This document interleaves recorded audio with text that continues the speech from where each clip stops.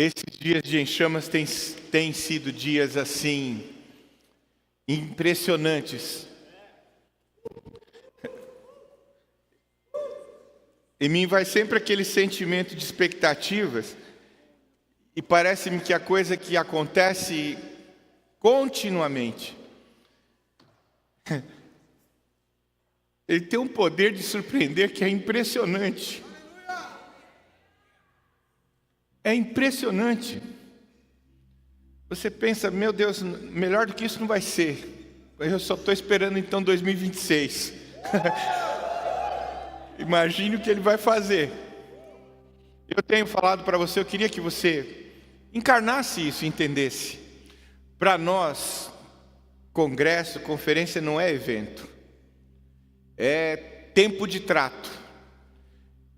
E para quem conhece e tem andado na comunidade nesse tempo todo, nos 25 anos, você vai ver que para cada ocasião, terminou, nós subimos um patamar, é inevitável. Mas hoje o Senhor exagerou, nós subimos muitos degraus. Ontem eu falava para a igreja e assim, tomado de Deus, profundamente grato por tudo que Ele tem feito, a forma como Ele tem feito, e a gente entende claramente que não tem nada a ver comigo, não tem nada a ver com os preletores, não tem nada a ver com o servo, tem a ver com Ele. Que paixão, que amor Ele tem por nós. Como é bom podermos estar sob o seu cuidado, sobre a sua bênção. Eu não quero, o Tiaguinho falou isso, eu não quero de forma alguma ser negativo nisso, mas, querido, se você está perdendo isso, meu Deus do céu, não faça mais isto. Sabe, o que Deus está derramando não é só para mim, para alguns que estão aqui, é para todos nós. Eu creio que nós somos realmente uma força de ocupação. Eu creio, como tenho falado a vocês, que há um tempo de Deus para nós, enquanto comunidade em Joinville, e a nossa geração vai ser marcada pelo que Deus está construindo em nós. E nós não podemos perder o compasso da história, o que Deus está fazendo. Eu quero partilhar com você algo sobre isso nesta noite, mas antes eu quero mencionar, porque nos tem sido tão precioso, né, esse tempo todo, todas as pessoas que nós recebemos são tão abençoadas, mas eu tenho aqui o Otávio e a Ana. Meu, fica em pé. É saudar o Senhor.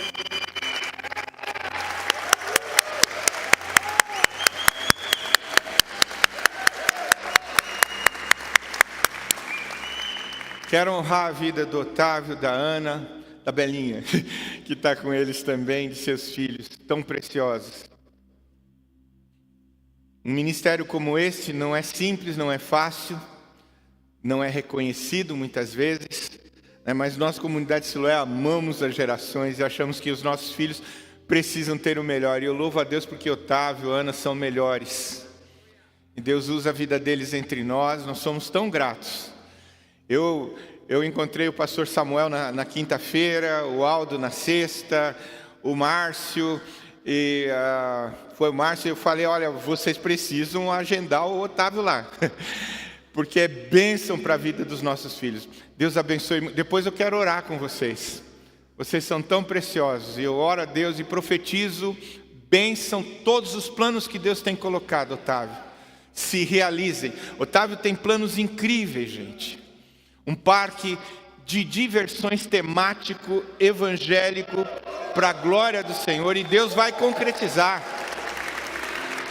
Vai concretizar. Em nome de Jesus. Amém. Depois você pode passar lá também no stand do Otávio. Tem tanta coisa preciosa, rica, para nós recebermos. Eu quero conversar com você nesta noite. Sobre fogo, porque o fogo está queimando também. Fogo no altar. Aí eu queria até que você repetisse comigo: fogo no altar. O sacrifício sou eu. Então você vai dizer isso para o teu irmão do lado: fogo no altar. Sacrifício. Eu quero recordar com você um texto que fala muito sobre isso, lá Levítico 6, 8 a 13, mas quero lembrar você, de antemão, em tudo que eu vou falar aqui, uma coisa precisa estar na nossa mente. Há duas palavras que nós gostamos muito de ouvir e mencionamos muito na questão do nosso relacionamento com Deus, de como nós devemos estar: unção e fogo. E a gente mistifica estas palavras, fica pensando em coisas assim, meio fantasiosa. Unção e fogo podem ser sinônimo de uma única palavra: presença.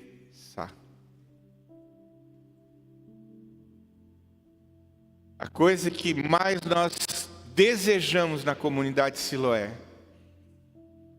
a partir do seu pastor, é o meu desejo mais profundo. Não quero ter a pregação que você vai dizer: meu Deus, pastor arrebentou, ou mesmo que venha um Samuel, que venha um Márcio, que venha, que coisa, o Luciano. Não, tudo gente boa, legal, bacaninha, né? Um louvor incrível com a banda. Não. O que eu mais quero, o que eu mais desejo, é que a presença dele seja sentida, percebida. Então, quando nós falamos de fogo no altar, nós falamos de presença. Não estamos falando de religião, de denominação, de evangelicalismo. Nós estamos falando do Senhor Jesus em nós, conforme a promessa dele a nosso respeito. Então venha comigo para Levítico 6, 8 a 13. Um texto tão precioso, eu creio que muitos de vocês conhecem, se recordam, porque nós falamos tanto, todos citam tanto. O texto diz: o Senhor disse a Moisés: ordene a Arão e a seus filhos. Esse é a lei do holocausto, né? Esta é a lei a respeito do holocausto. O holocausto ficará sobre as brasas do altar toda a noite, até pela manhã. E o fogo do altar nunca poderá ser apagado.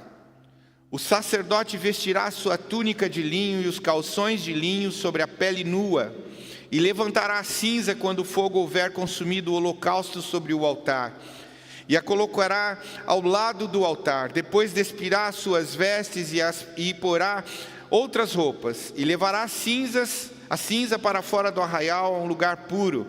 O fogo sempre ficará aceso sobre o altar, não deve ser apagado. O sacerdote acenderá lenha no altar cada manhã, e sobre ele porá em ordem o holocausto, e sobre ele queimará a gordura das ofertas pacíficas. O fogo queimará continuamente sobre o altar, não deve ser apagado. Esse texto narra e descreve como Deus institui o holocausto, a oferta que deveria ser apresentada por um sacerdote em remissão, em redenção em relação ao povo que havia pecado. E eu e você sabemos muito bem que esse holocausto era um animalzinho que era sacrificado, seu sangue derramado. Esse sangue, ele tinha a figura, o simbolismo de expiar, cobrir, apagar, perdoar, pagar o pecado do povo. Este holocausto era oferecido pelo sacerdote em nome de todo o povo. E ininterruptamente esse fogo precisava estar aceso. Eu quero lembrar você uma coisa.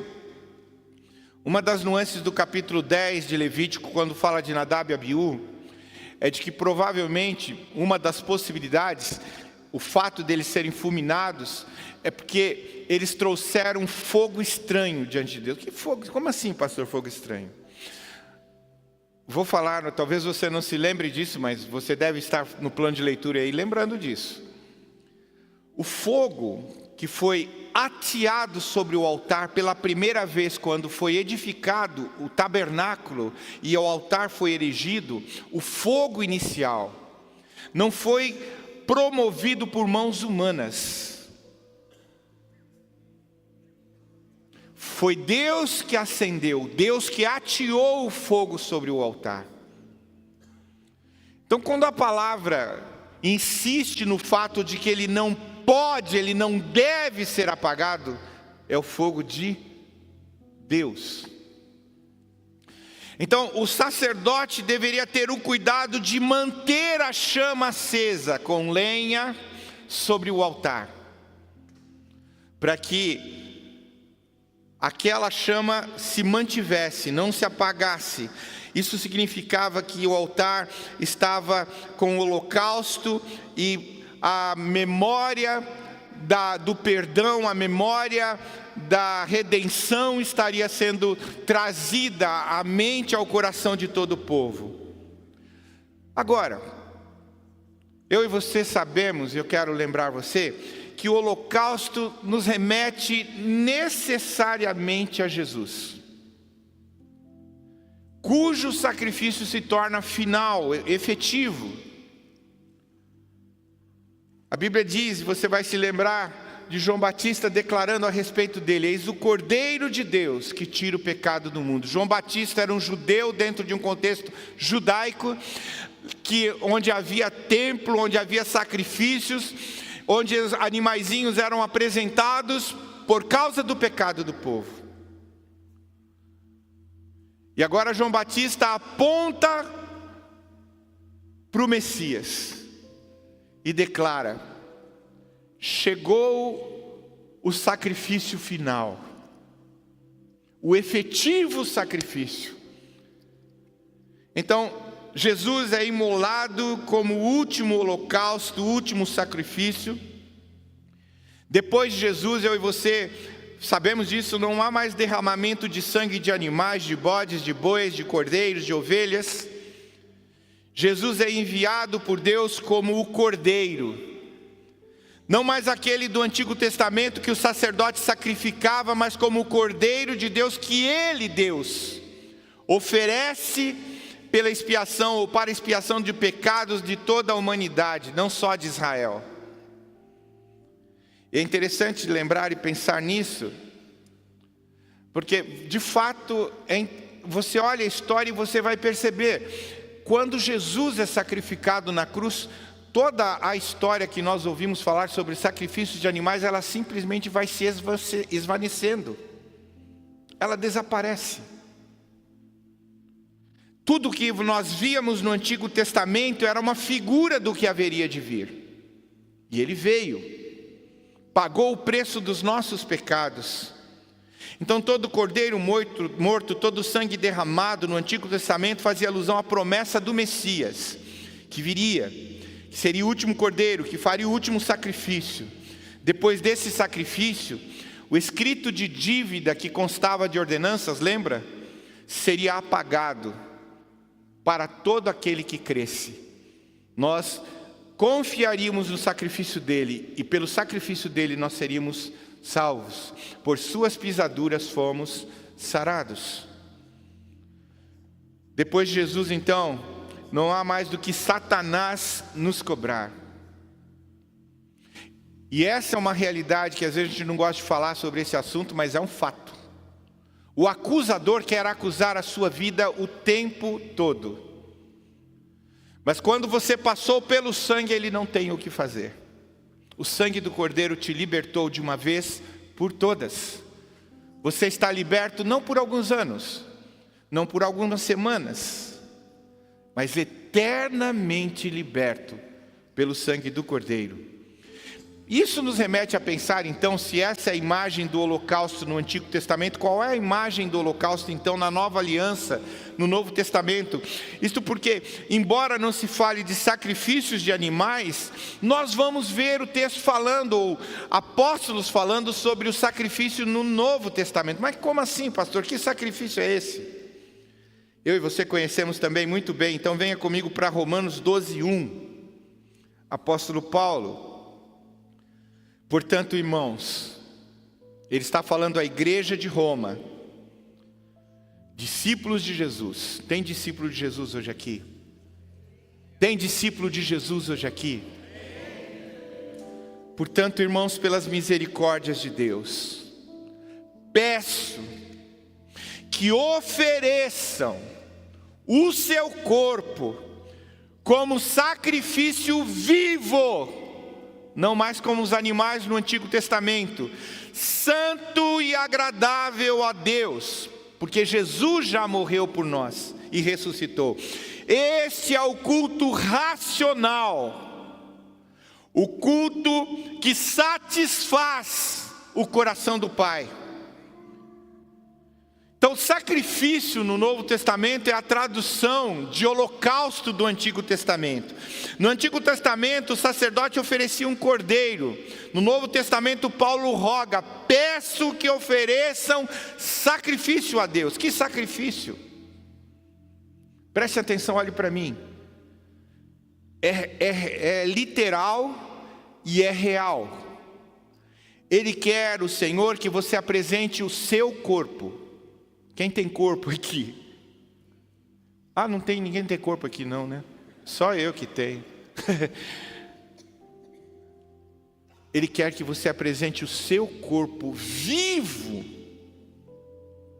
E que esse corpo, vivendo as mais diferentes nuances da vida, seja para Deus santo e agradável. Quando nós oferecemos um corpo, um sacrifício vivo, que é o nosso corpo, de forma santa e agradável, Paulo diz: vocês estão apresentando a Ele um culto racional.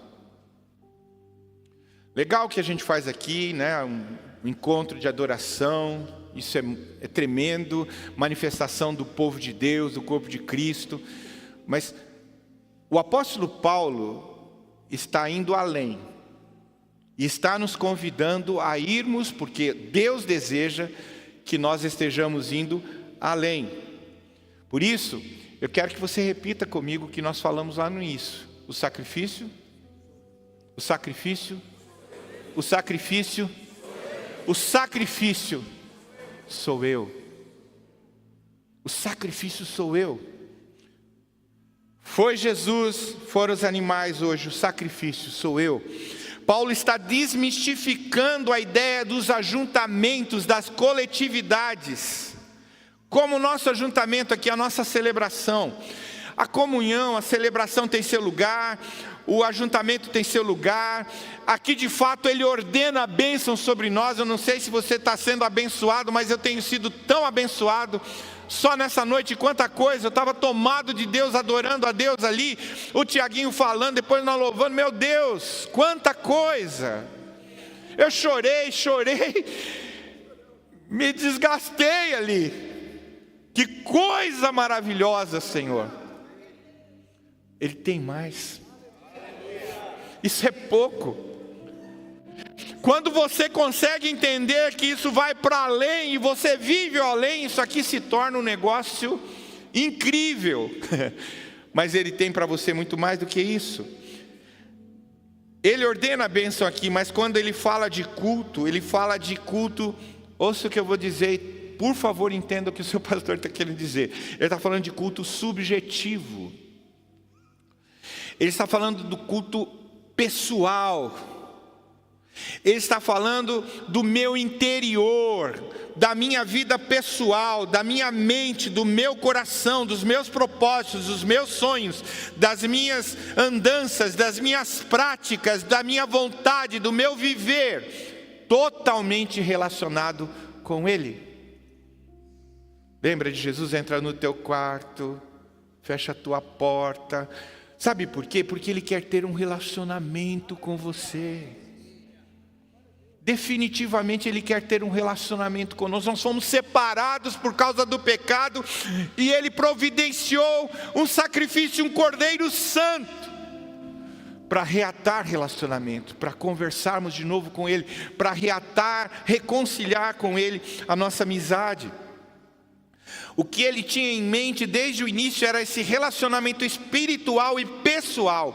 Uma espiritualidade que fosse muito além do templo, do auditório, do domingo, do ajuntamento, da celebração, dos GPs, dos encontros, do discipulado. Isso se torna decorrência, resultado de algo extremamente mais profundo e pessoal. Ele espera que nos reunamos para adorar, sim, mas que saiamos ou estejamos a cultuar mesmo quando nós saímos daqui. Está pegando aqui, gente? Sim, nós estamos aqui reunidos para adorá-lo, mas quando terminar isso aqui, daqui algum tempo, alguns minutos, algumas horas talvez, Ele quer que você continue cultuando a Ele. O culto não termina aqui. Aqui é só uma passagem do culto. Muitos vieram cultuando, estão cultuando agora e vão cultuar depois. Vão adorá-lo. Então, culto para Deus tem a ver com sacrifício do corpo, mas não sacrifício que mata. A proposta de Jesus não é morte, é vida. Então, portanto, eu e você precisamos aprender a apresentar um corpo vivo. Hoje pela manhã nós ouvíamos o Mateus falando sobre isso. Alguns de nós estão esperando a última hora para então dizer para Deus: agora estou nas tuas mãos. Não é agora, é já. É nesse momento que você entrega, que você apresenta a sua vida como sacrifício vivo. E que seja santa a sua vida e agradável a Deus. A pergunta que pode surgir na sua mente, eu estava pensando nisso, estava conversando com o pai e escrevendo tudo isso aqui, e eu falei: Senhor, mas como é que é isso aí, né? Como é que eles vão entender? Nós sacrificamos, como nós nos sacrificamos? Tá, o Senhor falou que eu tenho que entregar a minha vida como um corpo vivo. Como eu posso sacrificar, Senhor? A primeira coisa que me veio à mente foi as obras da carne. E eu sei que alguns de vocês vão falar memorizado, mas eu não queria isso. Então eu fui lá para a mensagem. Daí fica bem claro, não adianta você querer ficar: eu não entendo o que é isso de imundícia, ou de porfia. Veja, preste atenção. Todos conhecem o tipo de vida de uma pessoa que quer fazer o que bem entende. Sexo barato e frequente, mas sem nenhum amor.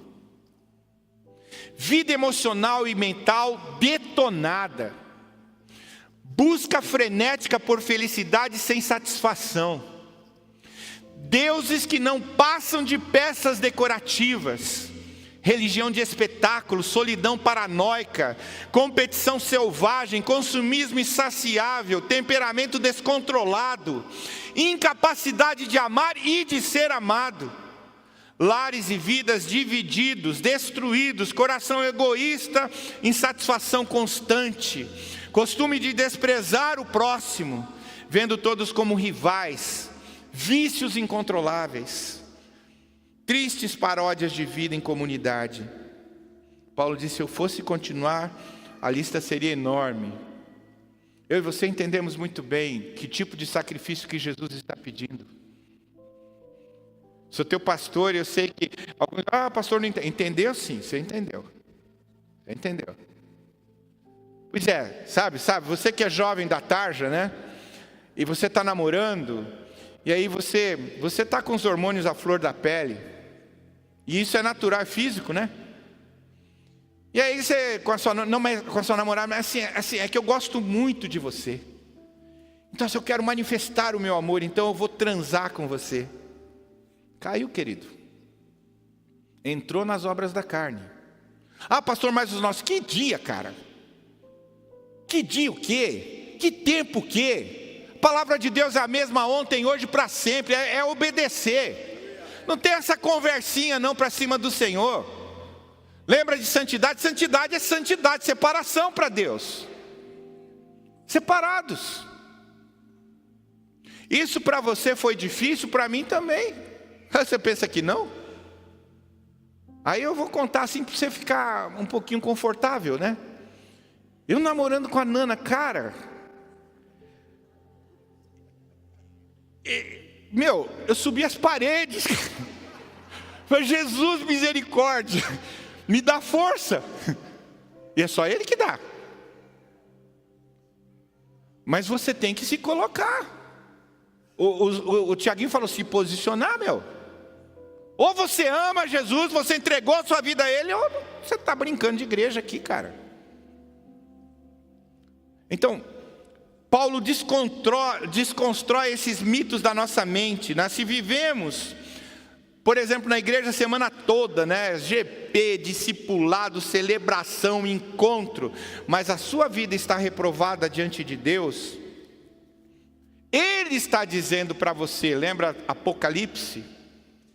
Você é morno, eu estou a ponto de te vomitar, você não presta. O teu culto é um teatro, uma farsa. O culto que Deus recebe é o culto daquele que fora da congregação, fora da nossa convivência, vive uma vida que é um sacrifício vivo e santo a Deus, agradável a Ele. E aí entre nós mesmos surge muito essa questão, mas então pastor, eu vejo aquele irmãozinho, é um santo, aquela irmã é uma santa. Deixa eu dizer para você, o diagnóstico quem dá é Deus, não somos nós. Eu não posso diagnosticar você, nem você me diagnosticar. Só Deus nos diagnostica. É Ele que vai receber ou não o que você está apresentando. Porque Ele conhece seu coração, Ele conhece sua mente, Ele conhece sua alma. A palavra nem me chegou à boca, e tu já sabes muito bem. Então, eu posso olhar para você, tirar algumas conclusões. Ah, mas o fulano é santo, é uma santa. Você olha para mim, pastor é demais, agradável, simpático, maravilhoso. Mas é Deus quem dá o diagnóstico, não somos nós. Quando a Bíblia diz que é culto racional, é porque Ele recebe o culto. Não somos nós que diagnosticamos a coisa. É aquele culto que tem holocausto, sacrifício de um corpo vivo, de uma vida marcada pela santidade, marcada pela separação para Deus, de ser agradável a Ele. Então o diagnóstico parte dele. E isso é lógico, para mim e para você. Eu sei que para você também, para mim é difícil, não é fácil. Mas eu me comprometi a obedecer o Senhor, eu fui comprado por Ele, eu pertenço a Ele. E eu sei que eu tenho que ter atitudes na minha vida todo dia.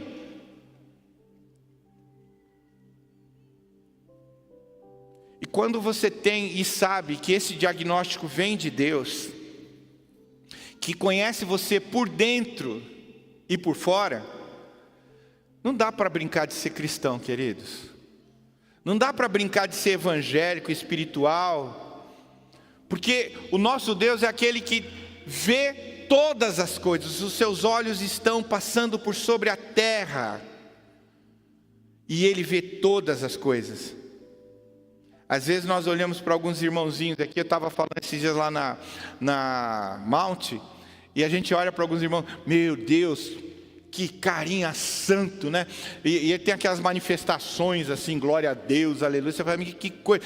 O cara olhando para nós, olhando assim, fala, meu, isso aí, ele deixa até Jesus constrangido, de tanta santidade.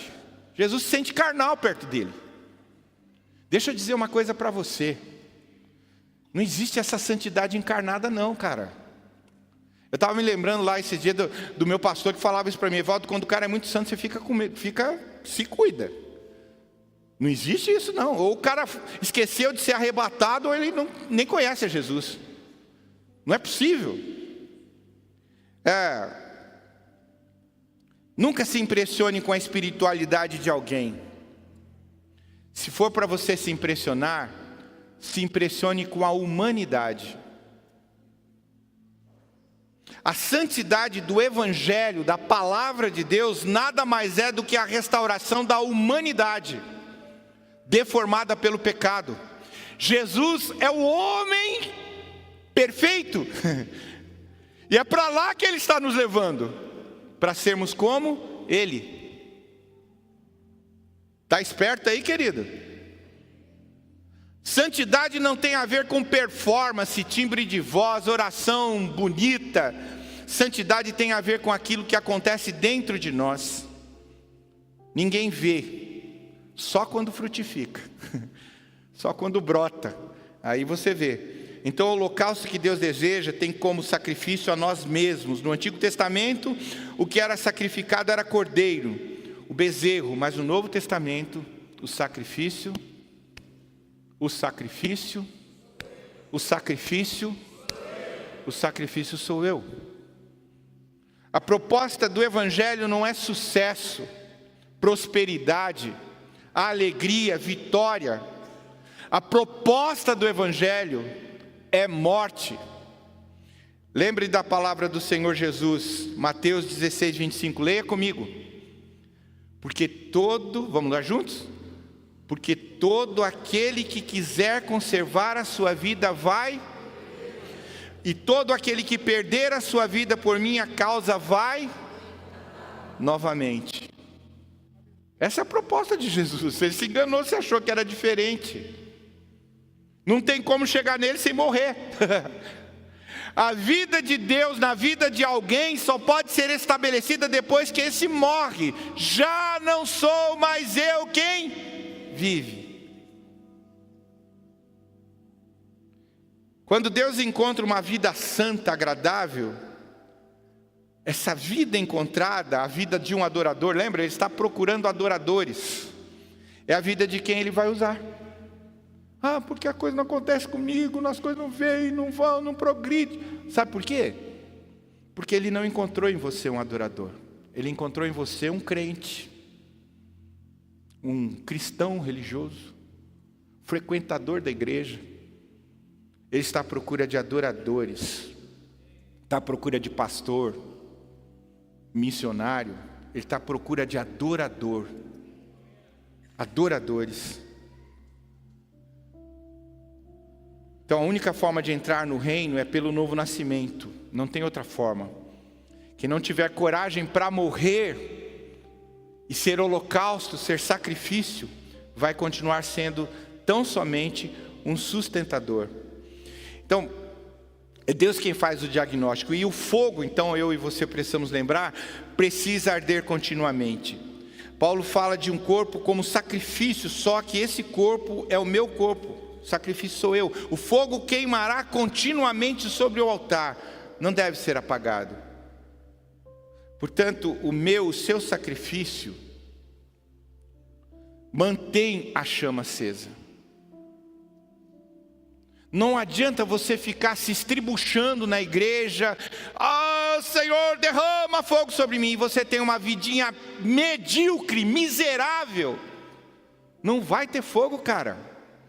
Não vai, você não atrai a presença. A presença é atraída pelo sacrifício vivo, que é santo e agradável a Deus. Isso atrai a presença. O altar no Novo Testamento é o chão onde você pisa. O altar é o seu trabalho, lembra? Onde pessoas estão para conhecer o Salvador, você é a luz que deveria brilhar. Lá na sua faculdade, na sua escola, na sua rua, na sua vizinhança, no seu condomínio, com seus amigos, quando você está no esporte, quando você está na academia, chão, altar de Deus. A sua vida precisa expressar Ele ali. O sacrifício sobre o altar é a sua vida, é a chama, é Deus em mim, é a presença. O fogo arde continuamente e não se apagará quando a minha vida é uma vida santa e agradável. Como eu disse para você, Paulo desconstrói o tipo de sacrifício que eu e você muitas vezes estamos pensando. Nada de errado contra eu servir aqui na igreja, fazer isso, aquilo, outro, correr e tal. Mas veja, muitas vezes nós estamos fazendo isso querendo troca com Deus. Não tem troca. Nós não merecemos nem ser salvos. Então é dedicação mesmo a Ele. É entrega a Ele. Viva uma vida que vá além deste ajuntamento. Eu vou falar uma palavra dura para você, mas você precisa ouvir. Vença a hipocrisia. Você sabe o que é hipocrisia, né? Máscaras, hipócritas. Você vem para cá, né? Estão vindo para a igreja, a família dentro do carro, aquela balbúrdia, o pai... A mãe não sei o que, e grita e tal. Virou a esquina ali da arena. Gente, chegamos na igreja. Fica quietinho agora, porque olha, vai que o pastor está lá na porta. Todo mundo, né, em sentido, nós somos crentes. Eu não vejo. Mas exatamente quem não deveria ver, vê. Seu negócio não é comigo, cara. Seu negócio é com Ele. E aí, como é que você se apresenta? Não dá para continuar um na igreja, outro no mundo. Não dá para viver assim. Quem está brincando de religião vai ficar pelo caminho. Então, Deus está nos chamando a um compromisso mesmo com Ele. Paulo está dizendo que culto racional tem a ver com holocausto, com sacrifício. A nossa vida entregue a Ele. E quando Ele olha para você, o Senhor, eu não quero que você responda para os irmãos aí, não, mas responde para Deus. Ele responde para você mesmo. O que é que Deus vê em você? O que Ele vê em você? Estou falando para você agora, o Pai, o Filho, o Espírito, o que é que eles veem em você? Quem é você para Ele? O Filho amado em quem tenho todo prazer? Ou uma máscara?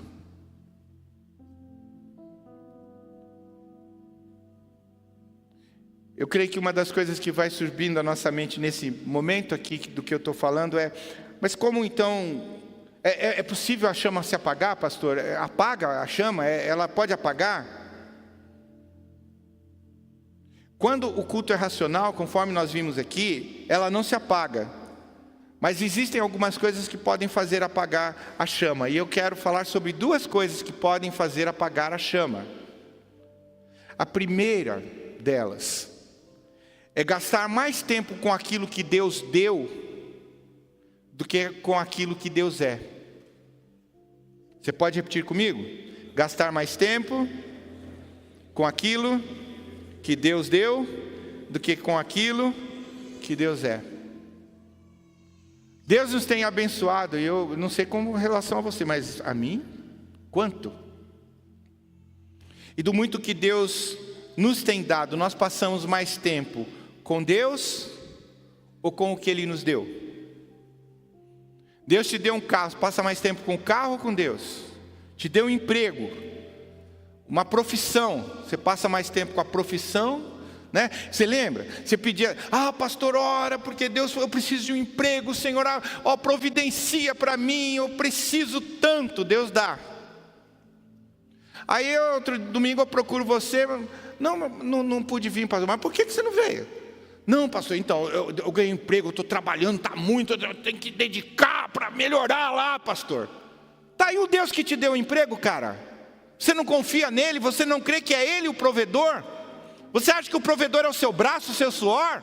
As suas horas de trabalho? Que isso? Você depende dele. Se você quer um testemunho, eu posso falar do meu. Você acha que tudo que Deus tem feito nesses 25 anos tem a ver com a força do pastor, o entendimento, porque ele tem umas ideias tremendas, ele é sonhador? Eu até posso ser isso, mas isso nunca aconteceria se Deus não intervisse, e eu tenho consciência disso. O que nós temos hoje aqui é uma manifestação do poder e da graça de Deus, não tem a ver comigo, e eu tenho consciência, sou grato pelo que Ele fez. Mas sei que é Ele que fez, não fui eu. Não fui eu. Então quem tem tido maior peso na tua vida? A bênção ou o abençoador? Porque se é a bênção, prepare-se, a chama vai apagar. Ela vai apagar. Romanos 12:1 fala de apresentarmos nossos corpos em sacrifício. É preciso entender que corpo não é o que nós somos. Corpo é o que nós temos. Diga comigo: corpo não é o que nós somos, é o que nós temos.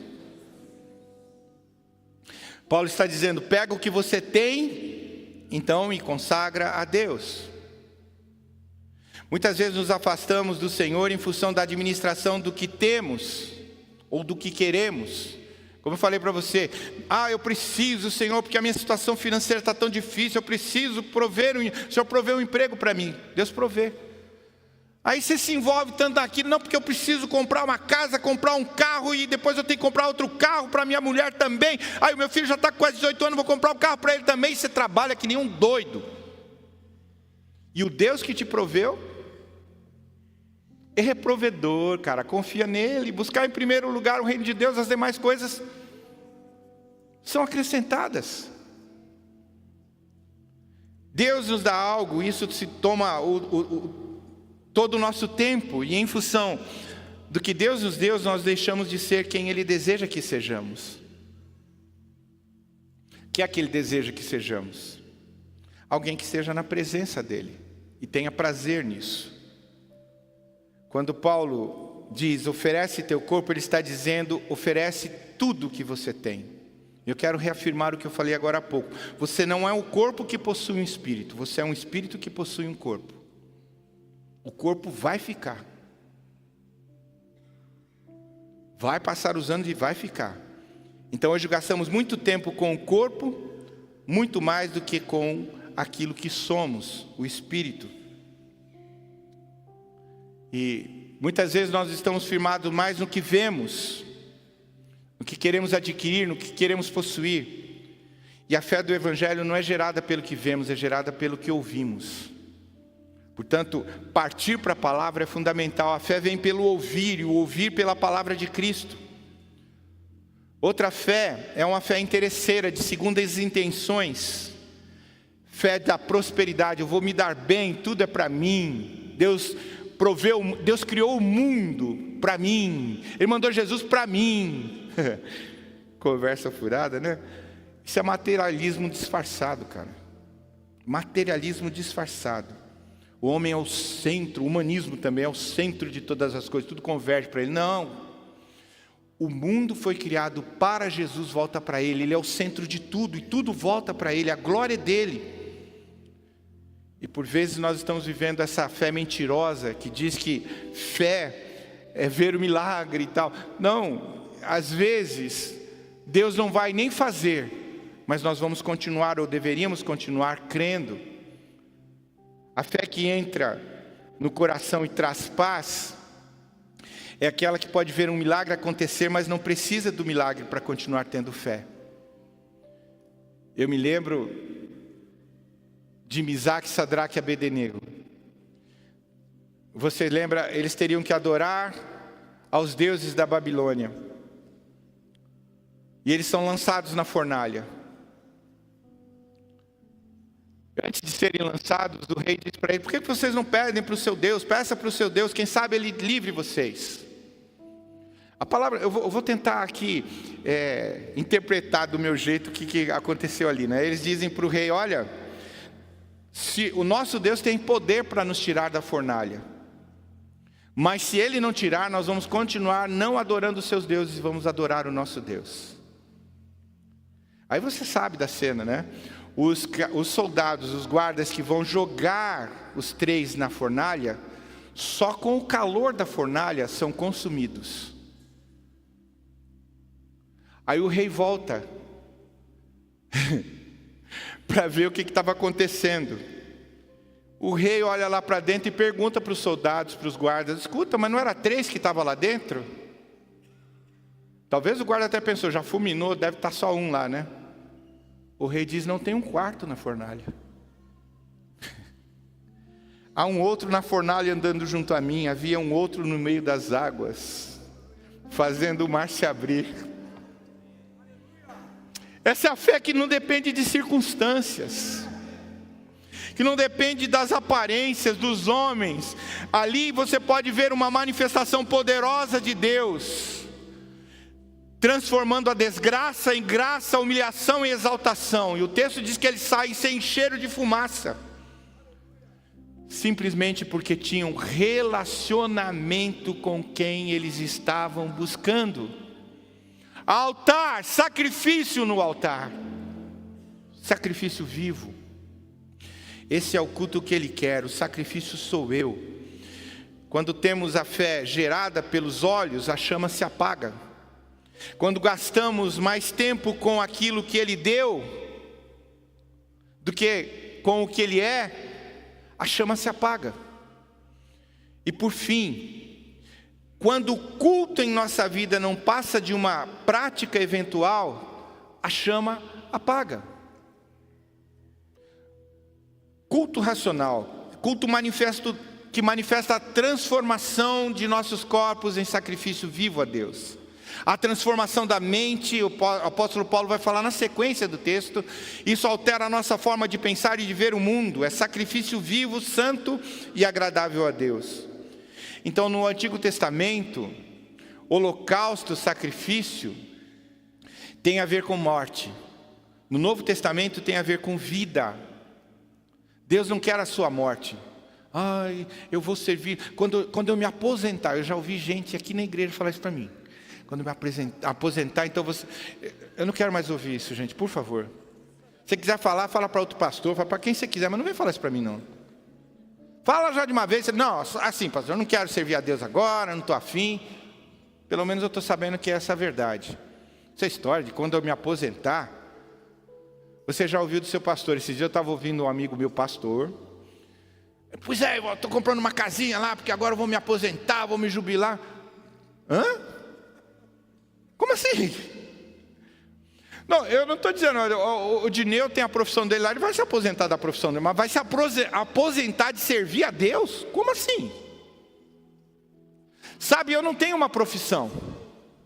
Não tenho uma profissão. Coitado do pastor, não tenho.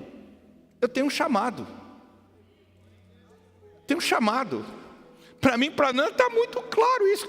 Ah não, o pastor vai agora comprar uma casinha lá na praia, ele vai passar... Que isso, cara?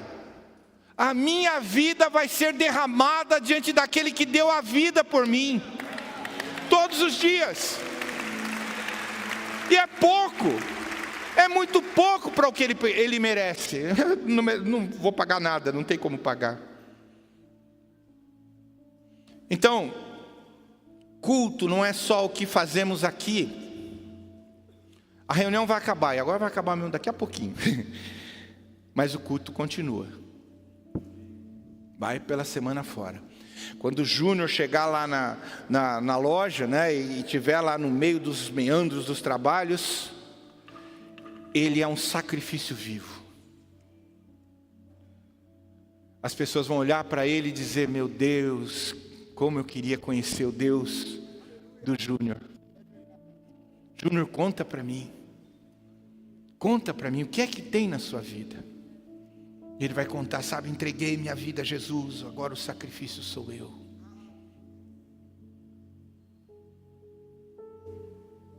O culto continua porque o culto para o Senhor é vida. Culto é a forma como você caminha, como você anda. Culto tem a ver com a minha prática no dia a dia, o cotidiano. Culto é mais do que uma relação esporádica, eventual, no domingo que vem. Não, todo dia. Culto é prática cotidiana, constante. Então sacrifício no Antigo Testamento é morte, no Novo Testamento é vida. Eu ofereço a minha vida, o que eu vivo para Deus. Santa é a vida que é culto todo dia, todo tempo. O culto não é um programa.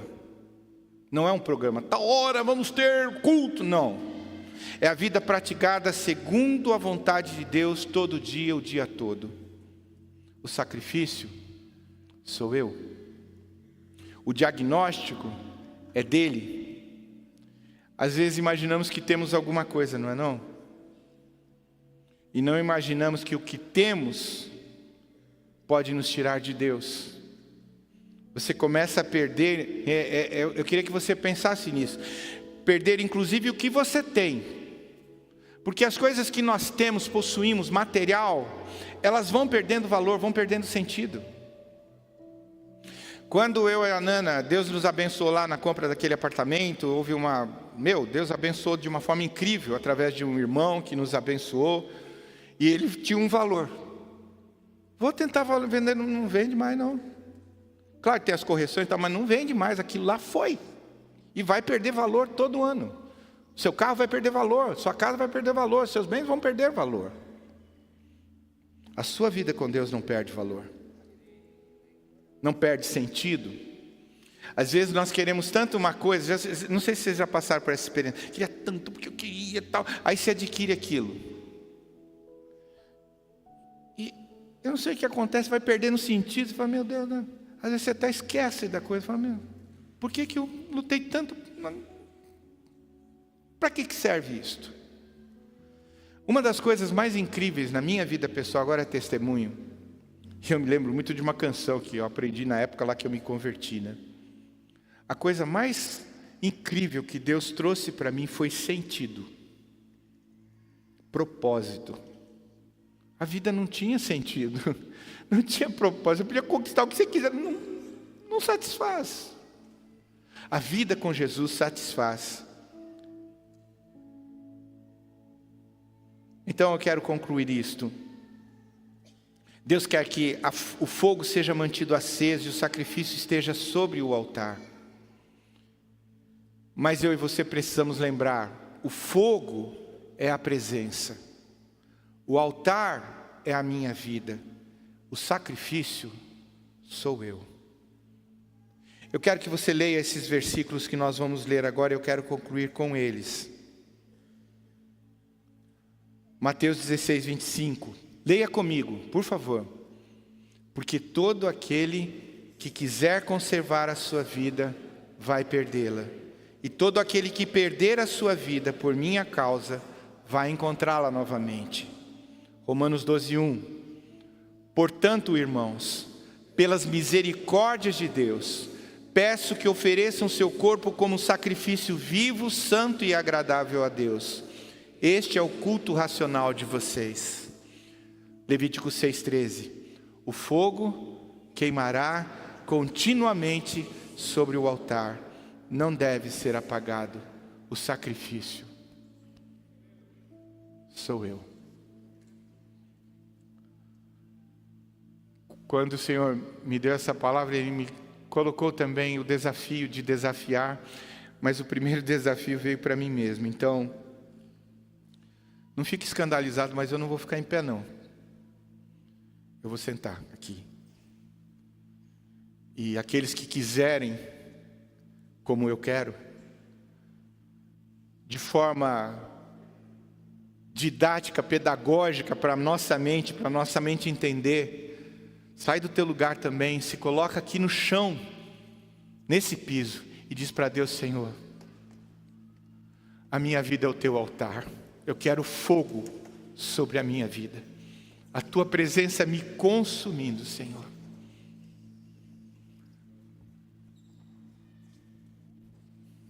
Se Deus está falando ao seu coração, eu quero desafiar você. Talvez você esteja pensando nas lutas, nas coisas que você vai ter que deixar. Talvez amigos, comportamentos que vão ter que mudar, bens que vão ter que ser secundarizados na sua vida. Mas Ele não nos chamou senão para que Ele tivesse o primeiro lugar, a prioridade, a preeminência. Ele é tudo para nós. Eu quero te desafiar em nome de Jesus. Eu estou diante dEle também, para dizer para Ele, Senhor, eu sou o teu sacrifício.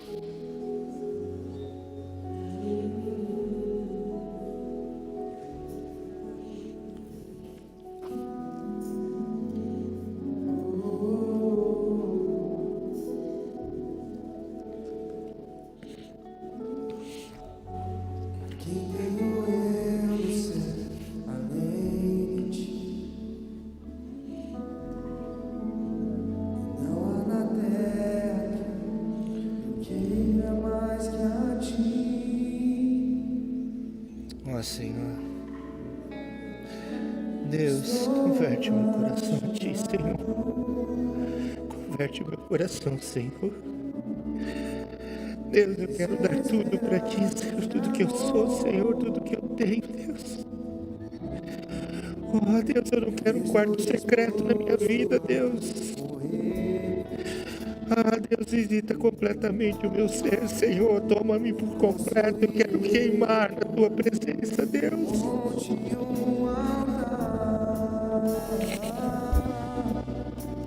O sacrifício sou eu.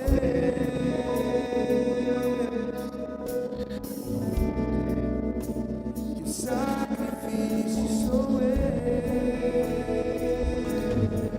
Abro mão dos meus sonhos, abro mão dos meus planos, abro mão da minha vida por ti. Abro mão dos prazeres e das minhas vontades, abro mão das riquezas por te amar. Abro mão dos meus sonhos, abro mão dos meus planos, abro mão da minha vida por ti. Abro mão dos prazeres e das minhas vontades, abro mão das riquezas por ti. Estou apaixonado. Ó Senhor, por favor, Senhor, não permita que essa seja uma declaração de boca para fora, Senhor. Eu estou falando a meu respeito, Senhor. Senhor, nós o temos conhecido como Pai eterno, todo amoroso e bondoso. O Senhor merece as nossas vidas. E nós as apresentamos aqui ao Senhor, não para alguns dias, não para alguns momentos, mas nós queremos a Tua presença todos os dias, Senhor, da nossa história, até nos encontrarmos contigo e estarmos diante de Ti. Eu oro por mim, por meus irmãos e irmãs. Jesus, Espírito Santo nos leva para esse lugar de intimidade, para esse lugar onde não há hipocrisia, Senhor, onde há seriedade e santidade, esse lugar onde podemos agradar o Teu coração e honrarmos o Senhor. Ensina-nos a dependermos do Senhor, a colocarmos a nossa confiança em Ti. Senhor, dá-nos coração, Senhor, como de Sadraque, Mesaque e Abednego, Senhor. Que nós confiemos no Senhor, apesar das circunstâncias, contra as circunstâncias, Senhor. Quebranta-nos, ó Deus.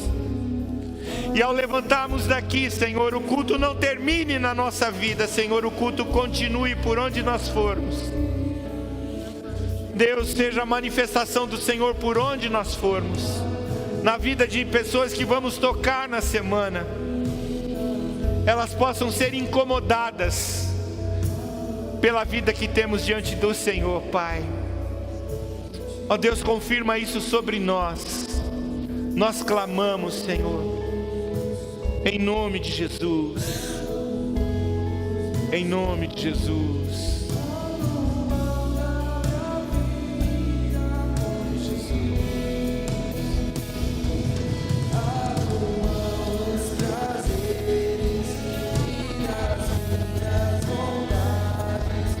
Abro mão das riquezas por ti. Abro mão dos sonhos. Abro mão dos planos. Abro mão da minha vida por ti. Vá voltando para o seu lugar, se coloque em pé. Nós vamos orar pelo Otávio, pela Ana. Eu quero que eles venham aqui.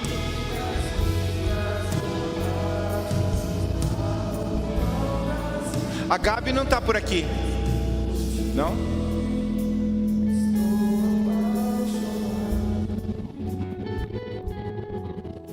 Obrigado, queridos, por vocês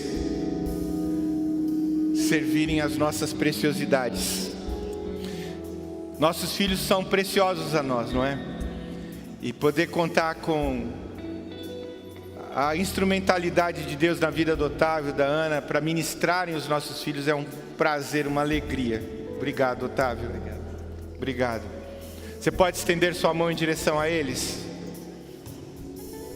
Senhor, nós queremos te agradecer pela preciosidade desse ministério que o Senhor fez nascer, pela capacitação, Senhor, pelos dons, pela instrumentalização da vida do Otávio, da Ana, de seus filhos.